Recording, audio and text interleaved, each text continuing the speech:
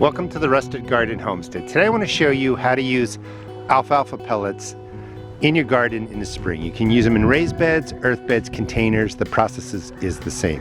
So you're going to need a bag of alfalfa pellets. They look like this. You want to make sure it's just alfalfa pellets, nothing else added to it. You can get an organic bag if you want. 40-pound bag is going to be $15 to $21 depending if it's organic or not. I have not used the organic alfalfa. I've never had a problem in my garden using it. I've been using it for 5 years. But it looks like, you know, pellets. As soon as this gets wet, it's going to crumble into almost sawdust. I'll show you what that looks like too. Generally speaking, you would put down 2 pounds to 5 pounds every 100 square feet. Nobody knows what that is, so it looks something like this. You're just going to heavily sprinkle it down across your raised beds, your earth beds, or even in your containers, and it should just look like this. The alfalfa has an NPK rating, generally speaking, of 2-1-1, nitrogen, phosphorus, potassium. It also has calcium, some iron. It also has a wonderful growth hormone that helps with the roots. That's why I like alfalfa pellets, because it gives a nice NP and K, slow and low, and it gives the plants a natural growth hormone that really help plants get started. So this is it. You put it down like this, then you're going to have to wet it down, or it's going to have to rain, and I kind of let it sit here for 3 days until it looks like this. After it's been soaked down, sat on your garden for 3 days or so, it's going to look just like this, and you can see how it just crumbles apart.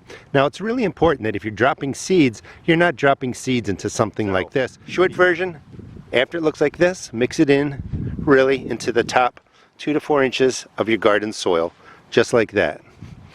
And that's all you really need to do. You want this to sit about a month before you plant in there, but this is absolutely beautiful.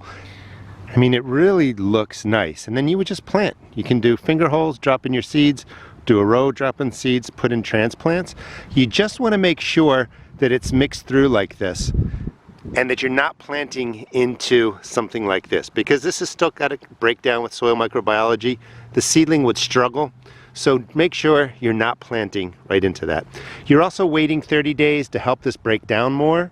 So after you kind of get in here, you mix it into that top 4 to 6 inches. That's where most of your root growth is anyway. Soak it down again. Wait 4 weeks, you'll be good to go. Animals have not been an issue with me using pellets. If you're worried about that, put this out in the morning, soak it down with the hose. It'll be dried by the evening, and then mix it into your soil. So a 40-pound bag, this is how much I have left in there. And I covered a good portion of my garden all the way across, and I will use it in the beds right over there to finish up. But it's really easy to use. You just want to make sure you follow the steps, mix it into that top 2 to 4 inches, give it 30 days, and you can plant right in there. Pound for pound, it's a really good fertilizer to use in your garden. You know, it's 40 pounds, might even be a 50-pound bag, to be honest. For $15, you can't beat that, and it's really going to help your garden out. Hope this makes sense, gives you some confidence in using the alfalfa pellets. Check out the research. The growth hormone is real. There's great research on that, and it really does benefit your garden at only 15 bucks for about 40 pounds. Thanks for watching. Please check out my seed shop at therustedgarden.com.